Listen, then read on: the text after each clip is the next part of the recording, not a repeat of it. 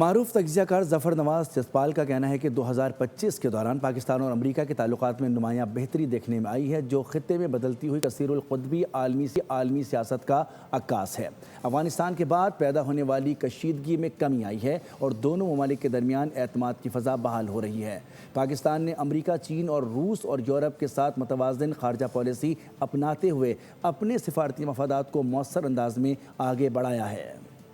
2025 میں پاک امریکہ تعلقات میں نمایاں بہتری۔ عالمی تھنک ٹینکس بھی پاکستان کی کامیابی کا معترف۔ Middle East political economic institute کی رپورٹ سامنے آ گئی۔ پروفیسر ظفر نواز جسپال نے کہا ہے کہ پاکستان نے امریکہ، چین، روس اور یورپ کے ساتھ متوازن خارجہ پالیسی اپناتے ہوئے اپنے سفارتی مفادات کو مؤثر انداز میں آگے بڑھایا ہے۔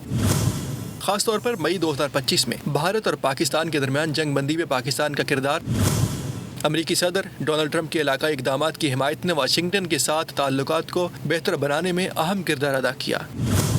انہوں نے بتایا کہ دہشت گردی کے خلاف تعاون پاک امریکہ تعلقات کا مرکزی نقطہ بن چکا ہے۔ داعش خراسان کے اہم رہنما محمد شریف اللہ کی گرفتاری اور امریکہ کے حوالے کیے جانے کو دونوں ممالک کے درمیان سیکورٹی تعاون کو بڑی مثال قرار دیا جا رہا ہے۔